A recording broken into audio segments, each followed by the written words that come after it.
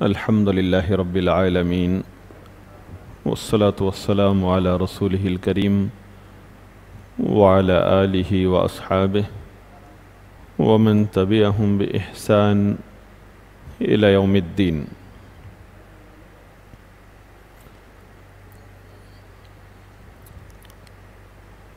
امام طحاوی رحمہ اللہ عقیدہ اہل سنت کے بیان میں ولایت اور نبوت کے بارے میں اہل تصوف غالی صوفیوں کا رد کرتے ہوئے فرماتے ہیں وَلَا نُفَضِّلُ أَحَدًا مِنَ الْأَوْلِيَاءِ عَلَى أَحَدٍ مِنَ الْأَنْبِيَاءِ عَلَيْهِمُ الصَّلَاةُ وَالسَّلَامُ، کہ ہم کسی بھی ایک ولی کو، کسی بھی اولیاء میں سے کسی بھی ولی کو انبیاء کرام میں سے کسی بھی نبی پر فضیلت نہیں دیتے۔ وَنَقُولُ، اور ہم کہتے ہیں، یعنی ہمارا یہ عقیدہ ہے، نبی واحد افضل من جمیع الاولیاء، ایک نبی، نبیوں میں سے کوئی ایک نبی تمام اولیاء سے افضل ہے۔ اور یہ بات امام ابو جعفر الطحاوی الحنفی رحمہ اللہ نے بعض غالی صوفیوں کے رد میں کہی ہے، کیونکہ یہ عقیدہ کہ ولایت نبوت سے افضل مقام ہے، یہ صوفیت کی ایجاد ہے جو ہمارے ملک میں رافضی لوگ پھیلا رہے ہیں، اور اس عقیدے کے جو غالی صوفی ہماری صفوں میں ہیں وہ چپ سادھ کر بیٹھے ہیں۔ ٹی ویوں پر پروگرام میں علل اعلان ہمارے ملک میں جو اس عقیدے کا اظہار کیا ہے وہ رافضیوں نے کیا ہے، اور جو اہل سنت کی صفوں میں غالی صوفی ہیں یا ان غالی صوفیوں کے مقلد ہیں، ان کے پیروکار ہیں، جیسے ابن عربی صوفی، وہ لوگ چپ سادھ کر بیٹھے ہیں۔ جس طرح امام جعفر طحاوی رحمہ اللہ نے اس باطل عقیدے کو جڑ سے اکھاڑ کے پھینک دیا، تو اگر یہ لوگ اہل سنت ہیں تو سب سے پہلے انہیں چاہیے کہ اس عقیدے کو صوفیت کی بنیاد پر رد کریں، صوفیت کا رد کریں، جس صوفیت نے اس عقیدے کو ایجاد کیا ہے۔ نبوت کا مقام ولایت کے مقام سے افضل ہے، اس کی بنیادی دلیل سورہ حج کی 75 نمبر آیت، اللہ یصطفی من الملائکۃ رسلا ومن الناس، فرشتوں میں سے بھی اور لوگوں میں سے بھی اللہ تعالی اپنے رسل منتخب فرماتا ہے، چن لیتا ہے۔ ان اللہ سمیع بصیر، کہ نبوت کا مقام اللہ کا چنا ہوا مقام ہے، کہ اس مقام پر کوئی آدمی اپنی عبادت، ریاضت، تقوی کی بنیاد پر خود بخود نہیں پہنچ سکتا۔ اللہ تعالی پہلے سے ہی انبیاء کرام کو چن لیتا ہے، ان کو منتخب کر لیا ہے، جیسا کہ حدیث ابن مسعود رضی اللہ عنہ میں ہے کہ اللہ تعالیٰ نے تمام بندوں کے دلوں کو دیکھا تو نبیوں کے دلوں کو سب سے افضل پایا، تو انہیں اپنی نبوت کے لیے چن لیا۔ جہاں تک تعلق ہے ولایت کا مقام، یہ آدمی کو اس کے ایمان اور تقوی اور عمل صالح کی بنیاد پر ملتا ہے، اور ایمان اور تقوی اور عمل صالح میں لوگ ایک درجے پر نہیں ہوتے، اور ایک نیک آدمی بھی ہمیشہ ایک درجے پر نہیں ہوتا، ایمان گھٹتا بھی ہے، بڑھتا بھی ہے، اور اللہ تعالیٰ سے وہ دور ہوتا ہے۔ تو ولی جمہور امت اسلامیہ کے نزدیک ہر وہ شخص ولی ہے جو اللہ پر ایمان لے آیا ہے اور اللہ سے محبت کرتا ہے، اس کے رسول سے محبت کرتا ہے اور اس کی شریعت کی پیروی کرتا ہے۔ جس نے اللہ کی شریعت کو مان لیا اور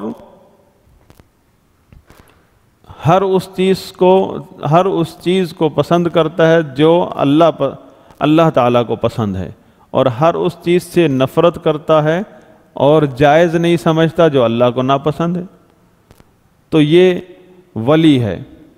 لیکن اہل ایمان کے آپس میں درجات ہیں، اور اہل سنت کے نزدیک تمام اولیاء سے افضل انبیاء کرام ہیں، اور انبیاء کرام میں سب سے افضل رسول ہیں، اور رسولوں میں سب سے افضل اولو العزم 5 رسول ہیں، 5 اولو العزم من الرسل۔ سورہ شورى میں ان کا ذکر ہوا ہے، شرع لکم من الدین ما وصى به نوحا والذی اوحینا الیک وما وصینا به ابراہیم وموسى وعیسى ان اقیموا الدین ولا تتفرقوا فیہ۔ 5 رسول ہیں، نوح علیہ السلام، ابراہیم علیہ السلام، موسیٰ علیہ السلام، عیسیٰ علیہ السلام اور محمد رسول اللہ صلی اللہ علیہ وسلم۔ اور ان 5 رسولوں میں بھی سب سے افضل علی الاطلاق محمد رسول اللہ صلی اللہ علیہ وسلم، خاتم النبیین، خاتم النبیین والمتقین، تمام نبیوں میں سب سے افضل، رسولوں میں، نبیوں میں۔ تو اولیاء ولایت تو ملتی ہی نبی کی پیروی سے ہے، تو ولی کس طرح نبی سے افضل ہو گیا؟ ولایت کا مقام کس طرح نبوت سے افضل ہو گیا؟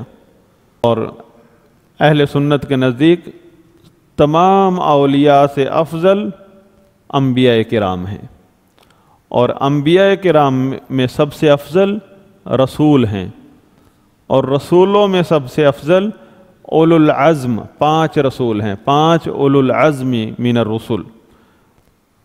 سورہ شورى میں ان کا ذکر ہوا ہے، شرع لکم من الدین ما وصى به نوحا والذی اوحینا الیک وما وصینا به ابراہیم وموسى وعیسى ان اقیموا الدین ولا تتفرقوا فیہ۔ 5 رسول ہیں، نوح علیہ السلام، ابراہیم علیہ السلام، موسیٰ علیہ السلام، عیسیٰ علیہ السلام اور محمد رسول اللہ صلی اللہ علیہ وسلم۔ اور ان 5 رسولوں میں بھی سب سے افضل علی الاطلاق محمد رسول اللہ صلی اللہ علیہ وسلم، خاتم النبیین، خاتم النبیین والمتقین، تمام نبیوں میں سب سے افضل، رسولوں میں، نبیوں میں۔ تو اولیاء ولایت تو ملتی ہی نبی کی پیروی سے ہے، تو ولی کس طرح نبی سے افضل ہو گیا؟ ولایت کا مقام کس طرح نبوت سے افضل ہو گیا؟ جبکہ ولایت تو ملتی ہی نبوت کی اوپر ایمان لانے کی وجہ سے۔ جب تک نبی نہیں آتا دنیا میں کوئی ولی ہوتا ہی نہیں ہے۔ رسول اللہ صلی اللہ علیہ وسلم تشریف لائے، دعوت کا آغاز کیا، اس وقت چند صحابہ آپ کے اوپر ایمان لائے تھے، تو پوری دھرتی پر یہی اللہ کے اولیاء تھے، ان کے علاوہ کوئی ولی نہیں تھا۔ تو اولیاء تو صرف نبی کے ارد گرد ہوتے ہیں، نبی سے آگے جو بھی قدم رکھے گا وہ گمراہی میں جائے گا، اللہ تعالیٰ نے خود منع کر دیا۔ لیکن صوفیوں کے نزدیک 3 قسم کے نظریات ہیں۔ پہلا نظریہ یہ ہے نبوت کے بارے میں کہ آدمی اپنی ریاضت اور عبادت محنت کر کے نبیوں کے درجے تک پہنچ سکتا ہے، نعوذ باللہ، اور نبیوں کی اتباع کیے بغیر نبیوں کی اتباع کیے بغیر، کیونکہ ان کے نزدیک صوفی جو ہے وہ ڈائریکٹ اللہ سے ہدایات لیتا ہے۔ دوسرا نظریہ یہ ہے کہ اولیاء نبیوں سے افضل ہیں۔ تیسرا نظریہ یہ ہے کہ انبیاء اور رسول وہیں سے علم لیتے ہیں جہاں، یعنی مشکات خاتم الاولیاء، ایک خاتم الاولیاء، جب پہلی کلاس میں ہم نے یہ بتایا تھا کہ صوفیوں کا نظریہ ہے خاتم اولیاء کا، خاتم اولیاء سے ہی علم لیتے ہیں، خاتم اولیاء کے چشمے سے ہی انبیاء اور نبی علم لیتے ہیں، نعوذ باللہ۔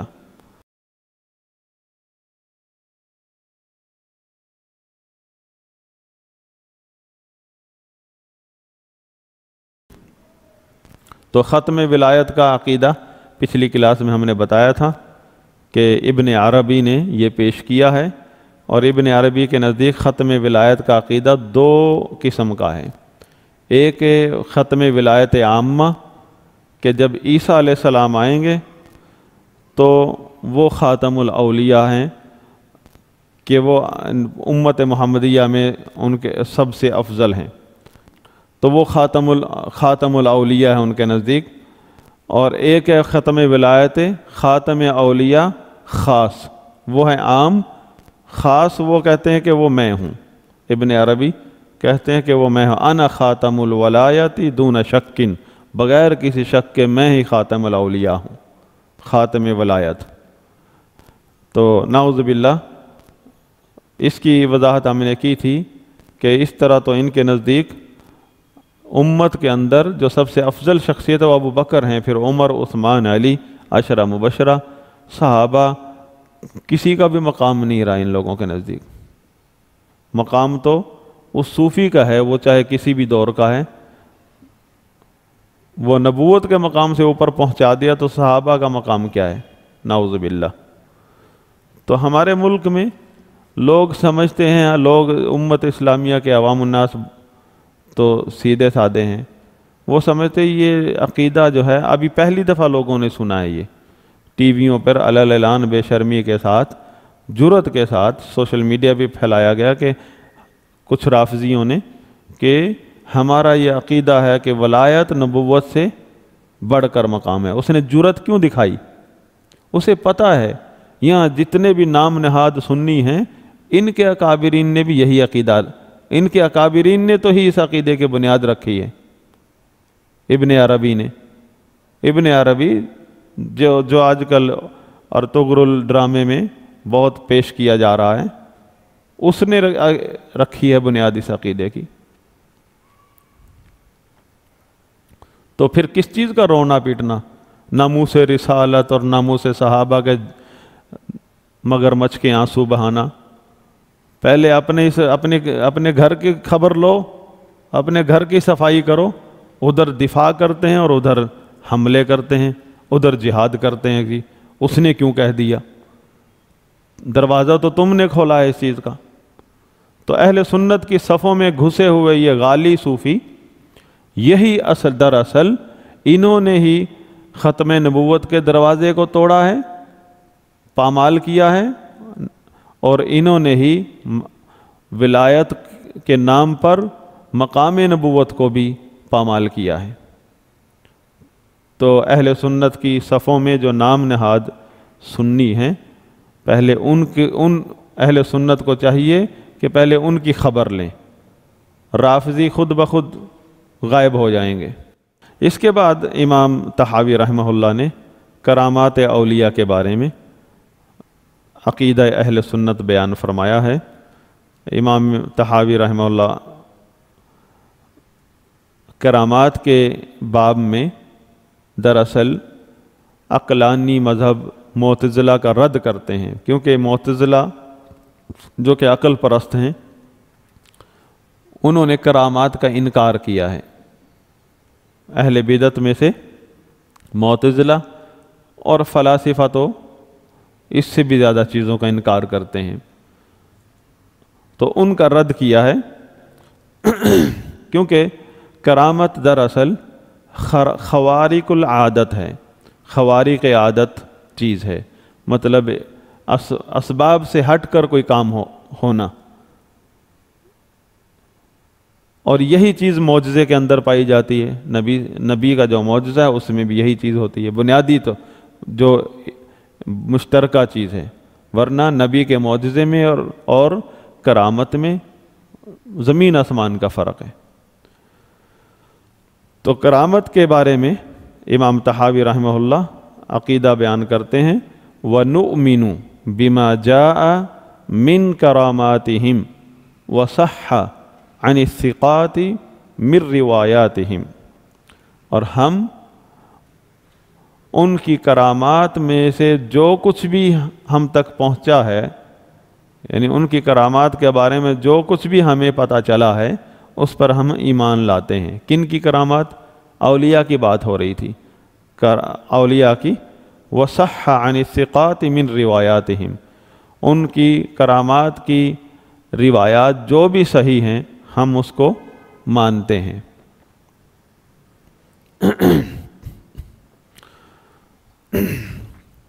مریم علیہ السلام نبی تو نہیں ہے، لیکن قرآن میں کیا ذکر ہے؟ سورہ آل عمران میں کلما دخل علیہا زکریا المحراب وجد عندها رزقا، جب بھی زکریا علیہ السلام مریم علیہ السلام کے پاس جاتے تھے تو ان کے پاس بے موسمی پھل ملتے تھے۔ قال یا مریم ان لک ھذا، تو فرمانے لگے اے مریم یہ کہاں سے لائی ہو، یہ تمہیں کہاں سے ملے؟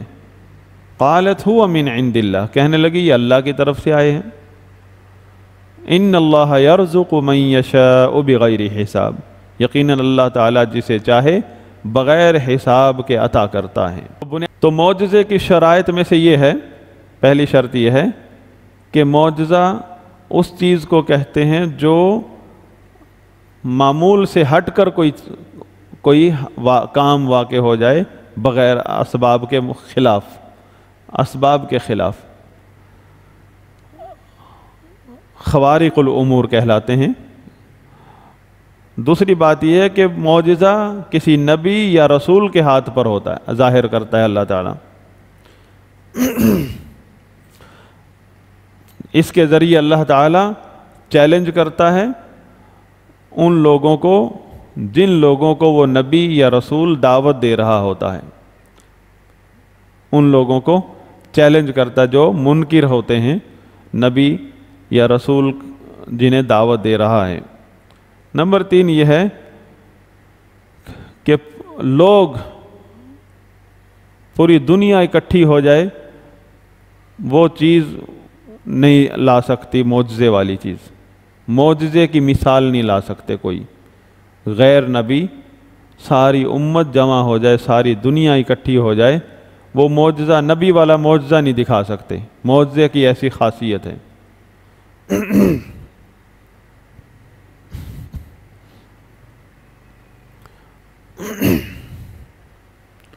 اس کے ذریعے اللہ تعالیٰ چیلنج کرتا ہے ان لوگوں کو جن لوگوں کو وہ نبی یا رسول دعوت دے رہا ہوتا ہے، ان لوگوں کو چیلنج کرتا جو منکر ہوتے ہیں نبی یا رسول جنہیں دعوت دے رہا ہے۔ نمبر 3 یہ ہے کہ لوگ پوری دنیا اکٹھی ہو جائے وہ چیز نہیں لا سکتی، معجزے والی چیز، معجزے کی مثال نہیں لا سکتے کوئی غیر نبی۔ ساری امت جمع ہو جائے، ساری دنیا اکٹھی ہو جائے، وہ معجزہ نبی والا معجزہ نہیں دکھا سکتے، معجزے کی ایسی خاصیت ہے۔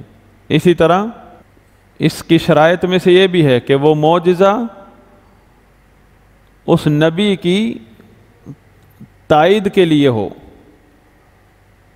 ایک شخص نے نبوت کا دعویٰ کیا، دکھانا چاہا، وہ اس کے الٹا پڑ گیا، تو یہ نہ معجزہ ہے نہ وہ شخص نبی ہے۔ مثلا مسیلمہ کذاب کو کہا گیا جس نے نبوت کا دعویٰ کیا تھا کہ وہ تو محمد صلی اللہ علیہ وسلم نے تو معجزہ دکھایا، ان کا تو معجزہ ہے کہ انہوں نے تھوک لگایا ایک آنکھوں کے مریض کو، جس کی آنکھوں سے اسے نظر نہیں آ رہا تھا، اسے شفا مل گئی، تو آپ بھی دکھائیے۔ اس نے اپنا تھوک لگایا ایک آدمی کو، وہ اور ہی اندھا ہو گیا۔ اب تھوک لگنے سے کسی کا شفا یاب ہونا یا کسی کا اندھا ہو جانا، یہ تو معمول سے ہٹ کر ہے۔ تھوک لگنے سے اس کو شفا ملی، یہ ہے محمد صلی اللہ علیہ وسلم کا معجزہ۔ اور مسیلمہ کذاب نے تھوک لگایا، شخص اندھا ہو گیا، اور اس کا مقصد تو تھا کہ میں اپنا معجزہ دکھاؤں، شفا دکھاؤں، وہ الٹا پڑ گیا۔ تو جو حالانکہ یہ بھی خلاف معمول چیز ہے کہ تھوک لگنے سے تو کوئی اندھا نہیں ہوتا ہے، لیکن وہ ہو گیا، لیکن اس کی الٹا اس چیز نے اس کو جھٹلا دیا، تو یہ معجزے کی ڈیفینیشن میں نہیں آتا۔ معجزے کی ڈیفینیشن میں وہ چیز آتی ہے جو صاحب معجزہ کی تائید کے لیے آئے، اس کے الٹا گلے نہ پڑ جائے۔ اسی طرح کرامت جو ہے وہ کسی ایسے شخص جس نے نہ تو نبوت کا دعویٰ کیا ہے اور نہ وہ گمراہ ہے، اس کے ہاتھ پر اللہ تعالیٰ کرامت دکھا دیتا ہے، تو یعنی وہ اللہ کا نیک بندہ ہے، ولی ہے، تو یہ برحق ہے۔ کرامات کی اقسام ہیں، کرامات کی اقسام ہیں۔ کسی شخص کو ایسا علم اللہ تعالیٰ عطا کر دے جو دوسروں کو کسی کو نہ ملا ہو، جیسے خضر علیہ السلام سورہ کہف میں جو ہے، ان کو اللہ تعالیٰ نے ایسا علم عطا کیا کہ دیکھتے ہی بتا دیا انہوں نے کہ یہ بچہ جو ہے یہ اپنے ماں باپ کے لیے فتنہ بنے گا۔ 2-3 واقعے ہوئے تھے۔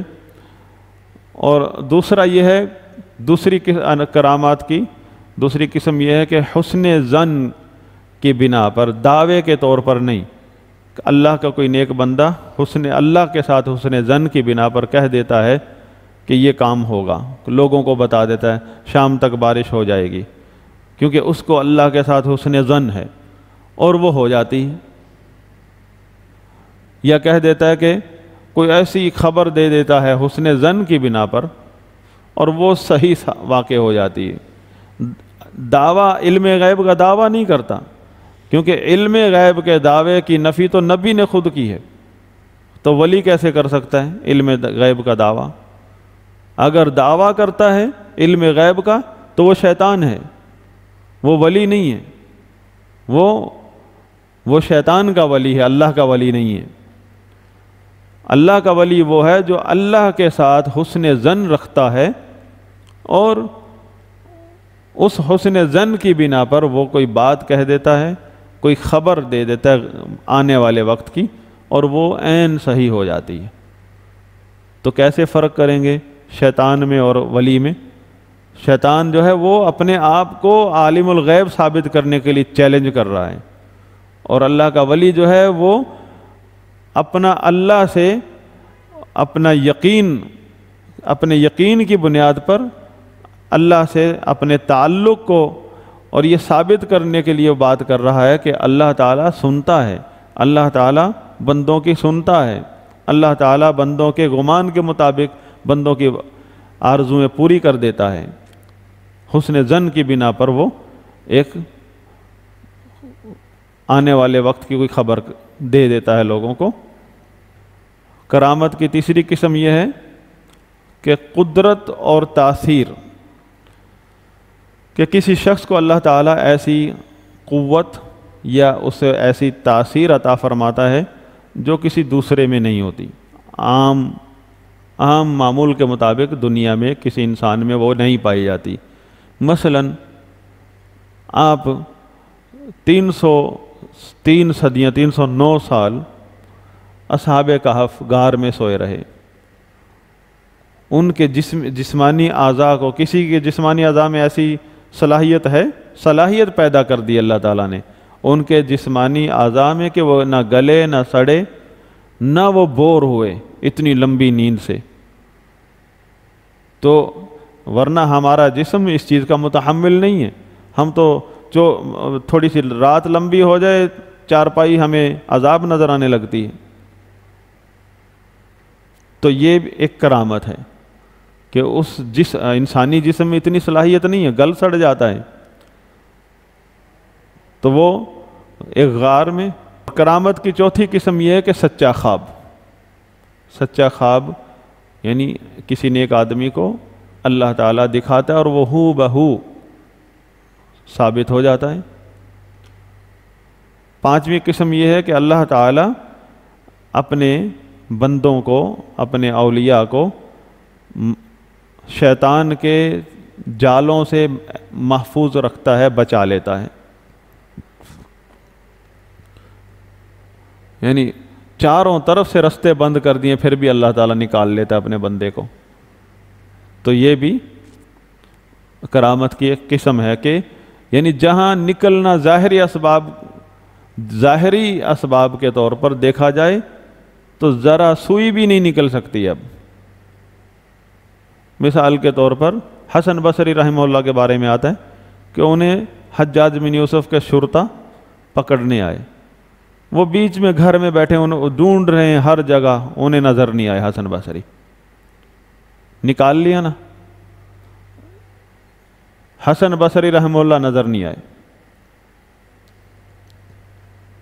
تو اللہ تعالیٰ حفاظت کرتا ہے اپنے بندوں کی. یعنی یہ تو ایک معمول سے ہٹ کر چیز ہے، ورنہ ایسے کیسے ہو سکتا ہے بندہ سامنے اور وہ نظر نہ آئے، وہ کوئی جن ہے. لیکن یہ بندہ نبی صلی اللہ علیہ وسلم کا پیروکار ہے، تابعین میں سے ہے، اور اس کے ساتھ ہی ہے. اس کے ہاتھ میں تو کچھ نہیں کہ وہ ایسا کوئی اپنے آپ کو چھپا لیتا ہے. اللہ تعالیٰ نے بچایا ہے اسے. کرامت کا مطلب کیا ہے کہ اللہ تعالیٰ کا انعام ہے، عطا ہے اللہ کی. اس بندے کو کسی کو نہیں پتا کہ یہ نہیں ہے کہ کرامت کا مطلب یہ ہے کہ کسی آدمی کو اللہ تعالیٰ نے کوئی ریموٹ دے دیا، بس جب چاہے غائب ہو جائے، جب چاہے ظاہر ہو جائے، جب چاہے بارش برسا دے، جب چاہے بس وہ دکھاتا پھرتا ہے کرامتیں. خود اس اللہ کے اس نیک بندے کے ہاتھ میں کچھ نہیں ہے. نبی کہتے تھے، ہمارے نبیوں سے مطالبہ ہوتا تھا معجزہ دکھاؤ، وہ کیا کہتے تھے؟ یہ تو ہمارے ہاتھ میں نہیں ہے، پتہ نہیں کب اللہ تعالیٰ دکھا دے معجزہ. ہمارا تو کام ہی نہیں ہے دکھانا. تو ولی کیسے دکھا سکتا اپنی کرامت؟ تو ہمارے ہاں کیا کنسیپٹ بنا ہوا ہے، ولی جب چاہے جو مرضی دکھا سکتا ہے. اور پھر بہت سارے لوگ متقی پرہیزگار عبادت کی طرف اس لیے آتے ہیں کہ تاکہ انہیں کوئی کرامت نصیب ہو جائے. ہو سکتا ہے وہ کرامتیں شاید ہوا میں مصلی بچھا کر نماز پڑھنے لگ جائیں اور بس ایک دم یہاں سے غائب ہو جائیں اور حیدرآباد میں نکل آئیں. وہ یہ سمجھتے ہیں کہ یہ کرامتیں جو ہیں یہ اپنی مرضی سے ملتی ہیں.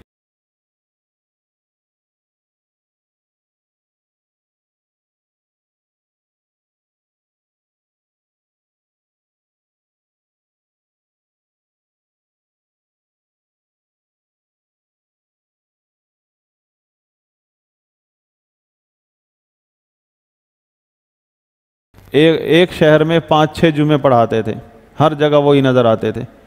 تو یہ کرامت نہیں ہے، وہ شیاطین ہیں جو اس کی شکل میں نظر آ رہے ہیں. ہندوستان کا مشہور واقعہ ہے کہ ایک آدمی کہتے ہیں میرے پاس شیخ عبد القادر جیلانی ہر جمعرات کو آتے ہیں. تو اس نے کسی صحیح العقیدہ بندے سے ذکر کیا، شاید عالم تھے، تو انہوں نے کہا نہیں ایسا نہیں ہو سکتا، مرے ہوں کو اللہ تعالیٰ نہیں بھیجتا واپس. کرامت کا تعلق یا تو اس شخص سے ہے جو ولی ہے، یہ نہیں ہے کہ وہ مرے ہوں کو زندہ کر کے بھیج دیتا ہے. اس نے کہا ضرور وہ شیطان ہے، اور بیٹھ گیا انتظار میں. تو عبد القادر جیلانی بن کے جو آتا تھا روزانہ ہر جمعرات کو، اس نے بتایا وہ آ رہا ہے دور سے. اس نے کہا یہ شیطان ہے، اعوذ باللہ من الشیطان الرجیم، ایک دم غائب ہو گیا. جنات، کیونکہ یہ جنات، ایسے جنات کو اللہ تعالیٰ نے کچھ ان کے اختیارات ہیں، ان کی صلاحیات میں سے ہیں کہ غائب ہونا، آپ کو نظر نہیں آ رہے ہیں، پنکھا چلا دے گا کوئی جن تو آپ کہیں گے کرامت، بجلی نہ ہو اور پنکھا چل پڑے، حضرت جی بیٹھے ہیں اور پنکھا خوب چل رہا ہے، بجلی کے بغیر پنکھا تو نہیں چلتا، تو آپ کو کیا پتہ 4 جن لگے ہوئے ہیں پنکھے کو گھوم رہے ہیں۔ معجزہ اور کرامت میں موازنہ کرتے ہیں، معجزہ اور کرامت دونوں بعض وجوہات میں متفق ہیں، مشترک ہیں۔ مثلا معجزہ اور کرامت اس بات میں متفق ہیں کہ دونوں میں سے ہر ایک خلاف عادت ہے۔ کرامت بھی ایسا کام ہے جو اسباب کے خلاف ہے، جیسے بندے دیکھ رہے ہیں حسن بصری کو ڈھونڈ رہے ہیں اور وہ وہیں بیٹھے ہیں، نظر نہیں آ رہے ہیں۔ آنکھوں کا کام دیکھنا ہے، ہر چیز دیکھ رہی ہے آنکھوں، ایک بندہ نظر نہیں آ رہا صرف پورے گھر میں سے۔ یہ خوارق عادت خوارق الامور ہیں یہ۔ اور معجزہ بھی اسی طرح ہوتا ہے، خلاف عادت چیز، یعنی کوئی دنیا کا ماہر سے ماہر انجینئر بھی، سائنسدان بھی یہ چیز پیدا نہیں کر سکتا۔ کوئی علم ایسا نہیں ہے دنیا میں جو یہ معجزہ یا کرامت ایجاد کر سکے۔ ہاں یہ بات ضرور ہے کہ کرامات ایک دور میں وہ چیز کرامت تھی، بعد والے دور کے لیے کرامت نہیں رہتی بعض اوقات، جیسے 1 گھنٹے میں میلوں سفر طے کر دینا، 1 گھنٹے میں کراچی سے پنجاب، پرانے دور میں یہ کرامت تھی، آج یہ کرامت نہیں رہی، آج کے دور میں یہ کرامت نہیں کہلائے گی۔ اس دور میں جب یہ اسباب تھے ہی نہیں، اس دور میں یہ کرامت ہے، معجزہ بھی نبی صلی اللہ علیہ وسلم کا معجزہ ہے کہ ایک ہی رات میں مکہ سے بیت المقدس کا سفر کیا۔ اس دور میں ایسی کوئی سواری موجود نہیں تھی، ایسے کوئی وسائل نہیں تھے، اور پھر وہاں سے آسمانوں کے سفر کیے۔ اگر ہم سائنسی اعتبار سے دیکھیں تو ہماری زندگی ختم ہو جائے گی، پہلے آسمان تک نہیں پہنچ پائیں گے، اتنا لمبا سفر ہے۔ اور اللہ کے نبی صلی اللہ علیہ وسلم نے پہلا آسمان کے بھی دروازے ہیں، اور آسمان کی موٹائی اتنی ہے جتنا زمین سے آسمان تک کا فاصلہ ہے، 7ویں آسمان سے اوپر گئے ہیں۔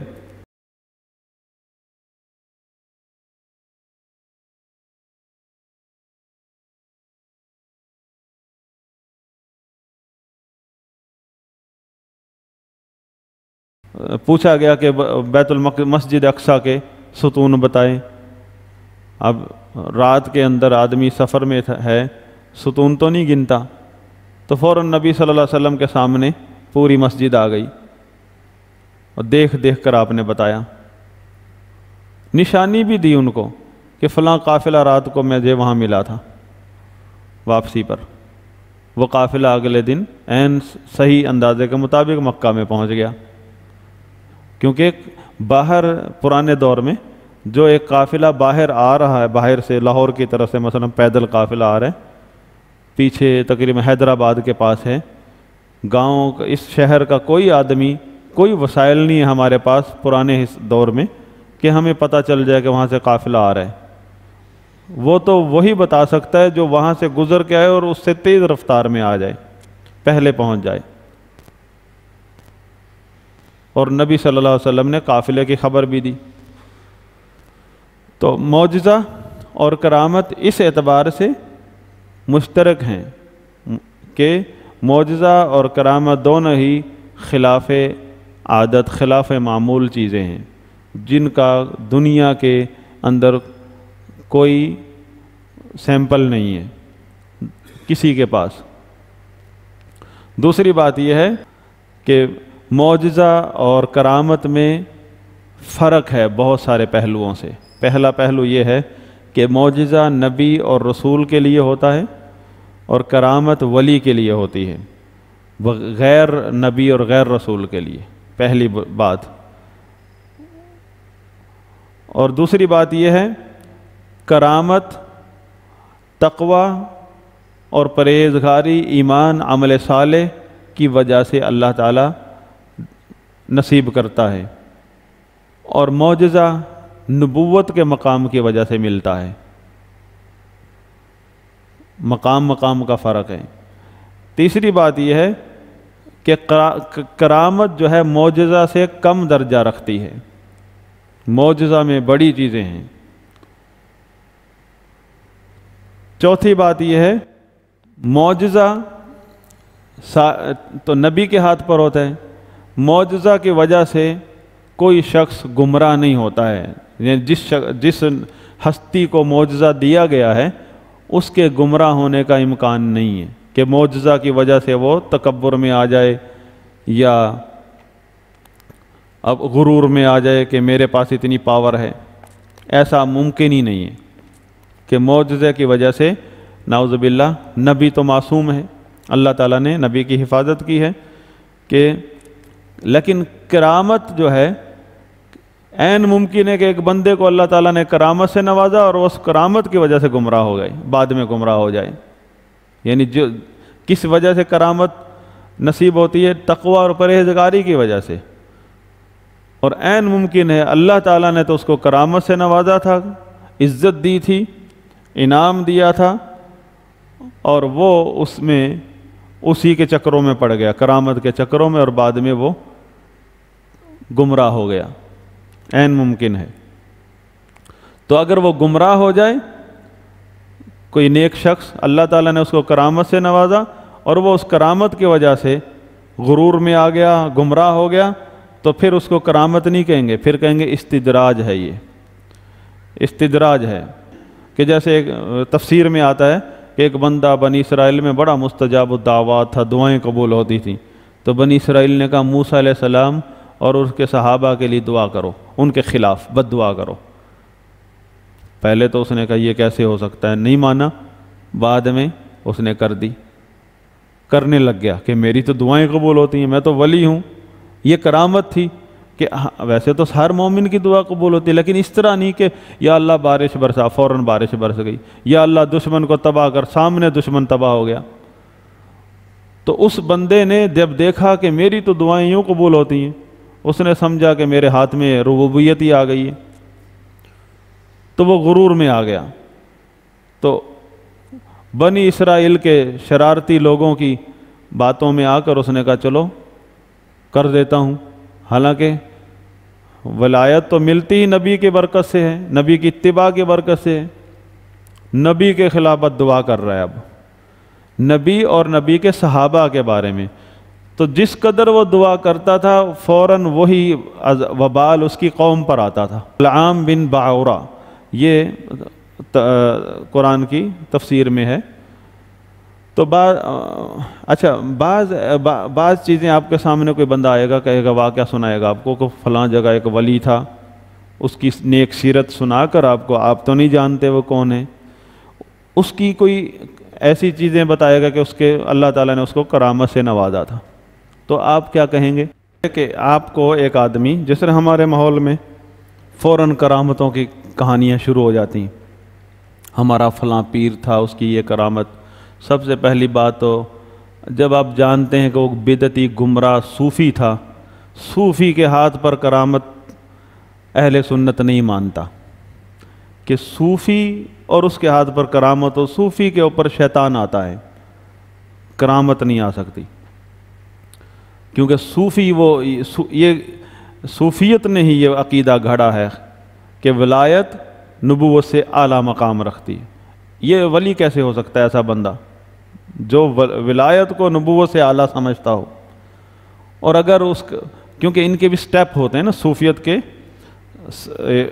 سالک کہتے ہیں اسے، مرید، ہم اردو میں مرید کہتے ہیں، عربی میں سالک کہتے ہیں۔ سالک مسلک، راستے کو، اس پر چلنے والے کو سالک، طریقت کے راستے پر چلنے والا، تو جو ابتدائی مرید ہوتا ہے تو اس کو بالکل وہابی کے انداز میں منع کیا جاتا ہے ان چیزوں میں، یہ حرام، شرک، کفر ہے۔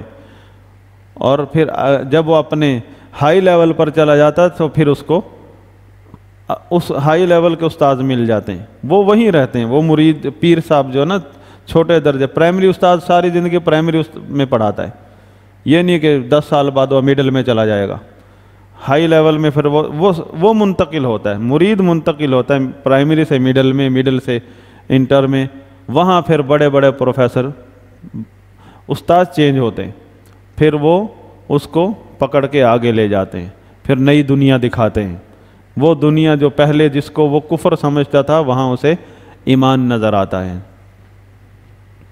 تو کرامت ہم نے بنیادی چیز، ایک آدمی نبوت کا دعویٰ کرے آج مثلا، جھوٹا دعویٰ ہے، اس میں کوئی شک نہیں، کیونکہ خاتم النبیین محمد رسول اللہ صلی اللہ علیہ وسلم کے بعد نبوت کا دعویٰ کرنا ہی اس بندے کے جھوٹا ہونے کی دلیل ہے۔ اب وہ کوئی آپ کو، ایک تو وہ نبوت کا دعویٰ کر رہا ہے، دوسرا وہ آپ کو ایسی چیزیں دکھا رہا ہے، مثلا پانی میں انگلی ڈالتا ہے پانی میٹھا ہو جاتا ہے، ہاں پانی بالکل ٹھنڈا یخ تھا، انگلی ڈالی بالکل گرم ہو گیا، وضو کریں، نہائیں، اور کیا کہہ رہے ہیں، یہ معجزات ہیں، میں نبی ہوں اللہ کا، اور آپ کو معجزات کی ضرورت ہی نہیں، اس کا دعویٰ ہی اس بات کی دلیل ہے کہ یہ کذاب ہے۔ تو یہ جو چیزیں وہ دکھا رہا ہے یہ کیا ہیں؟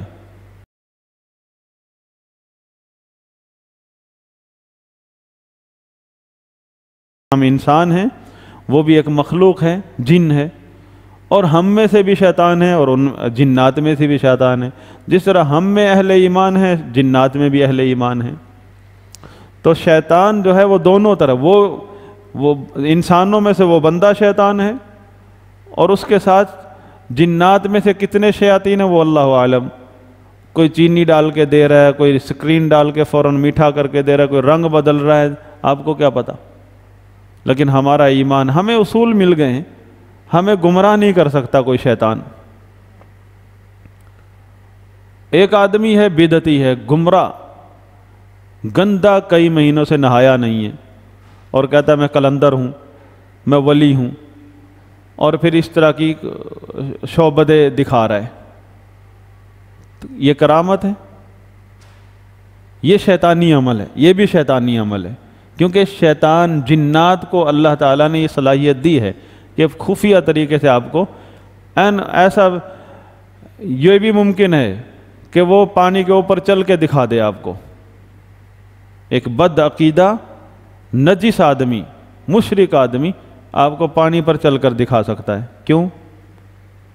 اور ایک ولی بھی دکھا سکتا ہے، ایک ولی کی کرامت بھی ایسے ہو سکتی ہے۔ کرامت میں اور اس میں کیا فرق ہے؟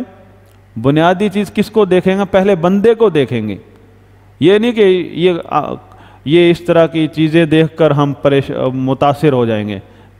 کرامت کی دلیل پہلے وہ بذات خود بندہ ہے، وہ بندہ موحد ہے، نیک ہے، پرہیزگار ہے، چاہے سادہ سا، زیادہ کوئی بڑا بہت بڑا زاہد عابد نہیں ہے، پھر بھی اللہ تعالیٰ کرامت دکھا سکتا ہے۔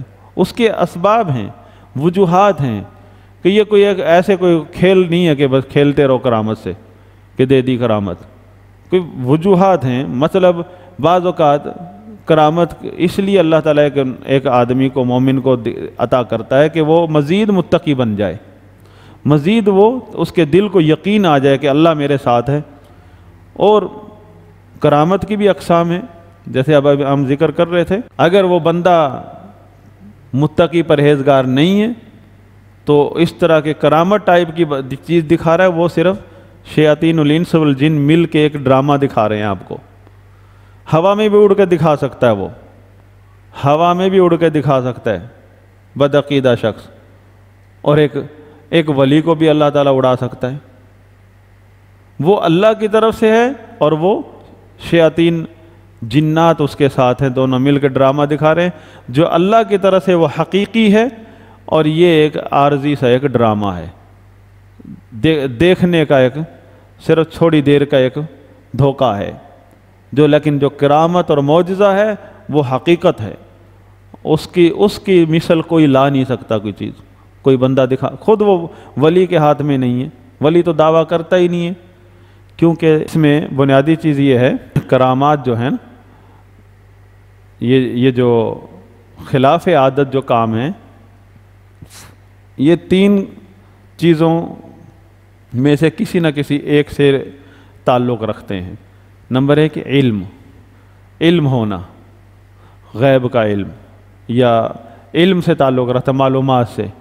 نمبر دو، یعنی یہ جو خلاف معمول جو کام ہوتے ہیں، یا تو معلومات سے تعلق رکھتا ہے، علم سے کہ بارش شام کو آ جائے گی، یہ علم ہے۔ دوسرا یہ کہ قدرت اور تاثیر سے تعلق رکھتی ہے، جیسے اصحاب کہف کے جسم میں اللہ تعالیٰ نے ایسی صلاحیت پیدا کر دی کہ جو ہر کسی کے جسم میں صلاحیت نہیں ہے۔ تیسری چیز یہ کہ اس چیز کا وہ جو کرامت ٹائپ کی چیز ہے یا خلاف معمول چیز ہے، اس کا تعلق عدم محتاجی سے ہے، کہ بندہ جو اس بات کی دلیل ہے کہ بندہ محتاج نہیں ہے، کسی کے تابع نہیں ہے، جو چاہتا ہے کر سکتا ہے، کسی کی اسے ضرورت نہیں ہے۔ ان تینوں چیزوں کی نفی اللہ تعالیٰ نے نبی سے کروائی۔ قرآن میں اللہ تعالیٰ نے نبی محمد صلی اللہ علیہ وسلم کو فرمایا، قل لا اقول لکم عندی خزائن اللہ ولا اعلم الغیب، کہہ دو کہ میں نہیں کہتا تمہیں کہ میرے پاس اللہ کے خزانے ہیں اور میں غیب جانتا ہوں، علم غیب کی نفی کروا دی۔ اور کیونکہ یہ چیزیں علم غیب سے تعلق رکھتی ہیں، کرامت، معجزہ، اللہ کے نبی سے علم غیب کی نفی کروا دی کہ اگر جو معجزہ کوئی بھی ظاہر ہوگا پھر وہ نبی کے ہاتھ میں نہیں، وہ اللہ کے ہاتھ میں ہے، اللہ کی طرف سے اس کو ظاہر کیا گیا ہے۔ اور تیسری فرمایا، ان اتبع الا ما یوحى الی ولا اقول لکم انی ملک، اور نہ میں یہ کہتا ہوں کہ تمہیں کہ میں فرشتہ ہوں، کہ مجھے کھانے پینے کی ضرورت نہیں ہے، انسانی حاجات نہیں ہے، میں لاپرواہ ہوں، کوئی ضرورت نہیں ہے، یہ بھی نہیں ہے، میں تمہاری طرح انسان ہوں، مجھے بھی تکلیف ہوتی ہے، مجھے بھی تھکاوٹ ہوتی ہے، مجھے بھی بھوک لگتی ہے، مجھے بھی پریشانی ہوتی ہے، خوشی ہوتی ہے۔ تو اللہ تعالیٰ نے یہ تین چیزیں جو ہیں نفی کروا دی، کیونکہ یہ تین چیزیں جو ہے یہ کمال پر دلالت کرتی ہے۔ جس ہستی کے اندر تین چیزیں ہوں، یہ صرف اللہ کے لیے ہی لائق ہیں، کہ اللہ تعالیٰ ہی ان چیزوں میں کامل ہے۔ باقی کسی کو بھی اگر غیب کی کوئی بات کا پتہ چلے، وہ اللہ کی طرف سے اللہ تعالیٰ دیتا ہے تو پتہ چلتا ہے نبی کو وحی کے ذریعے۔ تو اس لیے مشرکین ہمیشہ کبھی یہ مطالبہ کرتے ہیں نبی سے کہ آپ قیامت کے بارے میں بتاؤ کب آئے گی، تو نبی صلی اللہ علیہ وسلم کہتے تو علمھا عند اللہ، اس کا علم تو اللہ کے پاس ہے، میں تو نہیں جانتا، کیونکہ علم غیب سے تعلق رکھتی ہیں یہ کرامات، معجزات۔ اور دوسری بات، کبھی کہتے وہ آپ ہمارے لیے چشمے نکال دو نا زمین سے، قدرت، ایسی طاقت ہو، دیکھنا چیک کرنا چاہ رہے ہیں کہ آپ کے اندر کوئی ایسی، جیسے آج لوگ کہتے ہیں کرامت کیا ہے ولی کی، کرامت سے چیک کرتے ہیں ولی کو۔ مشرکین نبیوں کو اگر وہ کرامت نہیں ہے تو ولی نہیں ہے، اگر آپ یہ طاقت نہیں ہے آپ کے اندر تو آپ نبی نہیں ہیں، نعوذ باللہ۔ تو نبی صلی اللہ علیہ وسلم نے کیا کہا؟ ان چیزوں کی نفی کر دی۔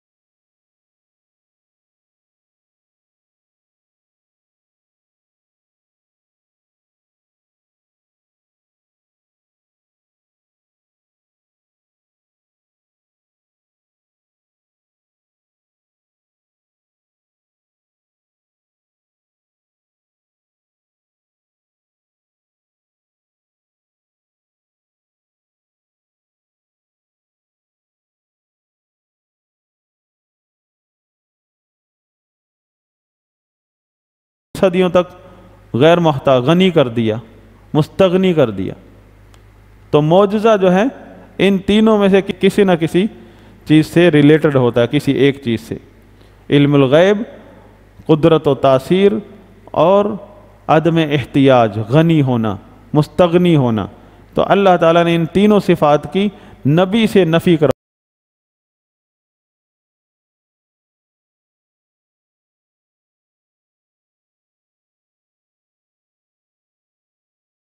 زرخیز بنجر زمین کو زرخیز کر دوں، چشمے چلا دوں، یہ میرے کام نہیں ہے۔ اور نہ میں تو تمہاری طرح انسان ہوں کہ میں کھاؤں نہ پیوں، مجھے کوئی حاجت ہی نہ رہے، بس میں غائب ہو جاؤں، جب چاہوں ظاہر ہو جاؤں، یہ میرا کام نہیں۔ میں تو تمہاری طرح انسان ہوں، مجھے سفر سے بھی متاثر ہوتا ہوں، موسم کی تبدیلی سے بھی متاثر ہوتا ہوں، ہر چیز انسانوں والی طبیعت ہے میری۔ لیکن خلاف عادت اللہ تعالیٰ معجزات سے اور کرامات سے اپنے نبیوں کو اور اولیاء کو نوازتا ہے، تو یہ اللہ کی طرف سے ہے۔ اس میں حکمتیں ہیں۔ مختصر طور پہ پہلی حکمت یہ ہے، جو کرامت اللہ تعالیٰ اپنے اولیاء کو کرامت سے نوازتا ہے، اس میں پہلی حکمت یہ ہے کہ اللہ تعالیٰ اپنے بندے کی، نیک بندے کی ضرورت پر فوراً اللہ تعالیٰ اس کی ضرورت کے لیے کو پوری کرتا ہے۔ کہ اس کو مدد کی ضرورت تھی، مثلا ام ایمن کے بارے میں آتا ہے، ام ایمن رضی اللہ عنہا ہجرت کر رہی تھی اور روزے سے تھی، مکہ سے مدینہ جا رہی تھی پیدل کے سفر، اس قدر بس سے باہر ہو گئی، ایسی پیاس لگی، اس نے اللہ سے دعا کی اور آسمان کی طرف دیکھ کر دعا کی، پانی کی، آسمان کی طرف دیکھا، ایک بالٹی پانی کی آسمان سے نیچے آ رہی ہے، اس نے وہ لے کر پانی پیا، لٹکی ہوئی آسمان میں، پیٹ سیر ہو کر پانی پیا۔ اس طرح کے اگر کوئی کرامات بتاتا ہے، آپ کہیں اگر ہمارا ایمان ہے، اگر صحیح سند سے ثابت ہے مانتے ہیں، نہیں ہے تو نہیں ہے، اگر ہے تو اس سے ہمارا کیا تعلق؟ بس ہمارا یہ تعلق ہے، ہم مانتے ہیں، ٹھیک ہے وہ نیک تھا۔ اس کا جو مقصد تھا، انسان جو ولی جس کو اللہ تعالیٰ کرامت سے نوازتا ہے، وہ محتاج ہوتا ہے اس بات کا کہ کوئی ایسی چیز اس کو دکھائی جائے، کوئی ایسا راستے پر اسے لگایا جائے کہ اس کا ایمان مضبوط ہو جائے۔ اللہ تعالیٰ اس کی مدد کرتا ہے ایمان مضبوط کرنے کے لیے، تو اسے اللہ تعالیٰ کرامت سے نواز دیتا ہے، تو وہ اور مزید متقی پرہیزگار بن جاتا ہے اور نیکیاں کرنے لگ جاتا ہے۔ تیسری حکمت یہ ہے کہ اللہ تعالیٰ اپنے بندوں کی، اہل ایمان کی مدد کرتا ہے کرامت کے ذریعے، اور رعب پیدا کرتا ہے اپنے دشمنوں کے دلوں میں۔ جیسے خالد بن ولید رضی اللہ عنہ کے بارے میں اگر صحیح سند ہو تو برحق ہے، اگر نہیں صحیح سند ہو تو پھر بھی ہم مانتے ہیں کہ اس طرح ہو سکتا ہے، پھر ہم یوں کہیں گے اس طرح ہو سکتا ہے، اس کا انکار نہیں کرتے، یعنی عدم امکان نہیں، امکان ہے اس کا، کہ سیدنا خالد بن ولید رضی اللہ عنہ چھوٹے سے لشکر کے ساتھ فارس کے اور نیکیاں کرنے لگ جاتا ہے۔ تیسری حکمت یہ ہے کہ اللہ تعالیٰ اپنے بندوں کی، اہل ایمان کی مدد کرتا ہے کرامت کے ذریعے، اور رعب پیدا کرتا ہے اپنے دشمنوں کے دلوں میں۔ جیسے خالد بن ولید رضی اللہ عنہ کے بارے میں اگر صحیح سند ہو تو برحق ہے، اگر نہیں صحیح سند ہو تو پھر بھی ہم مانتے ہیں کہ اس طرح ہو سکتا ہے، پھر ہم یوں کہیں گے اس طرح ہو سکتا ہے، اس کا انکار نہیں کرتے، یعنی عدم امکان نہیں، امکان ہے اس کا، کہ سیدنا خالد بن ولید رضی اللہ عنہ چھوٹے سے لشکر کے ساتھ فارس کے لشکروں کے سامنے بیٹھے تھے، اور فارس کا سفیر آیا کسریٰ کا، اس کے ہاتھ میں شیشی تھی زہر کی، تو پوچھنے پر اس نے بتایا کہ یہ پی لے تو آدمی مر جاتا ہے۔ خالد بن ولید نے کہا مارنے والا تو اللہ ہے، لے کر شیشی پی لی۔ یہ جب دیکھا اس نے، کیونکہ زہر پی لے بندہ تو پھٹ جاتا ہے، یہی ہے نا اصل تو، کہ ایسا تو نہیں کہ زہر میں کوئی تاثیر نہیں ہے۔ اس بندے نے دیکھا زہر پی لیا ہے اور کچھ بھی نہیں ہوا، وہ خود بے ہوش ہو گیا۔ اس نے کہا شاید یہ انسان نہیں ہے، یہ کوئی اور مخلوق ہے۔ دوبارہ ہوش آیا، دیکھا کچھ نہیں ہوا ابھی تک، پھر بے ہوش ہو گیا۔ جا کر رستم کو بتایا، سارا لشکر بھاگ گئے کہ یہ تو انسان ہی نہیں ہے، شاید ان کو یقین ہی نہیں آ رہا تھا کہ انسان ہے، کہ جو زہر پی کر پھر رہے ہیں۔ حالانکہ ایسا نہیں ہے کہ زہر پی لے کوئی اور مرے گا نہیں، لیکن اللہ کی طرف سے یہ کرامت تھی یہ۔ اور اسی طرح اللہ تعالیٰ، ایک حکمت یہ ہے کہ اللہ تعالیٰ اپنے مسلمانوں کو، نیک بندوں کو دشمن کے چنگل سے نکالنا چاہتا ہے۔ کہیں پھنسے ہوئے ہیں بیچارے غریب، عورتیں، بچے، یا لشکر کوئی مسلمانوں کا پھنس گیا ہے، مجاہدین کا، سپاہیوں کا۔ جیسے واقعہ ہے، عمر رضی اللہ عنہ مدینہ میں بیٹھے ہیں اور جنگ ہو رہی تھی ادھر فارسیوں کے ساتھ۔ ساریہ رضی اللہ عنہ کمانڈر تھے، اور ایسا بالکل ان قریب تھا کہ چاروں طرف سے پھنس جائے، پورا لشکر کیما بن جاتا۔ تو فوراً اللہ تعالیٰ نے سیدنا عمر کے ہاتھ پر کرامت جاری کر دی۔ سیدنا عمر کو نظر آ رہا ہے پورا میدان جنگ نظر آ رہا ہے، اور آواز لگائی، ساریہ یا ساریہ الجبل، جبل، پھر پہاڑ کی طرف رہو، پہاڑ کے ساتھ طرف رہو۔ ساریہ نے بالکل صاف آواز سنی، اور ساریہ رضی اللہ عنہ اپنے لشکر کو لے کر پہاڑ کے ساتھ ہو گئے، اور لشکر الحمدللہ صحیح سالم بچ کر آ گیا، گھیرے میں آنے والا تھا۔ تو اگر یہ صحیح سند سے ثابت ہے تو ہمارا ایمان ہے، اگر صحیح سند سے نہیں بھی ثابت پھر بھی ہمارا ایمان ہے کہ ایسا ہو سکتا ہے، ناممکن نہیں ہے کرامت کے طور پر۔ آخری نقطہ بس، کہ بعض اوقات ایسے ہوتا ہے کہ کرامت اللہ تعالیٰ کسی مسلمان کے ہاتھ پر دکھا دیتا ہے، لیکن وہ مسلمان بدعتی ہوتا ہے، کسی بدعتی مسلک سے تعلق رکھتا ہے، ایسا بھی ہو سکتا ہے۔ اس میں کیا ہے، اس بدعتی کے لیے یا آزمائش بھی ہے وہ کرامت، کہ تو سنت پر چل، سنت پر چلے گا تو اللہ تعالیٰ اور کرامت سے نوازے گا۔ دوسرا ہے کہ ادھر عین ممکن ہے کہ وہ اصل مقصد وہ بدعتی مسلمان نہیں تھا، بلکہ وہ ایسے محاذ پر تھا، وہ بدعتی، وہاں کوئی صحیح العقیدہ اس کی جگہ پر تھا ہی نہیں، اور اس کے مقابلے میں کافر، مشرک اور ملحد لوگ تھے۔ اللہ تعالیٰ نے اسلام کو غالب کرنے کے لیے اس بندے پر کرامت کا اظہار کیا تاکہ اسلام غالب ہو۔ مقصد وہ بذات خود وہ شخص نہیں تھا، اور اس میں اس کے لیے بھی عبرت ہے کہ اسلام کی اللہ تعالیٰ کیسے مدد کرتا ہے، تو لہٰذا صحیح اسلام پر چلو، بدعت کو چھوڑو۔ تو عین ممکن ایسا ہو سکتا ہے۔ تو یہ چیپٹر بہت لمبا ہے، ہم نے بالاختصار اس کو اللہ کی توفیق سے مکمل کیا ہے۔ پھر ہم یہ آخری جو اہم چیپٹر ختم ہو کر پھر ہم شروع سے یہ کتاب جب شروع کریں گے، پھر ہم آپ کو پوائنٹ یاد کروائیں گے انشاءاللہ۔ سبحانک اللہم و بحمدک، اشہد ان لا الہ الا انت، استغفرک و اتوب الیک۔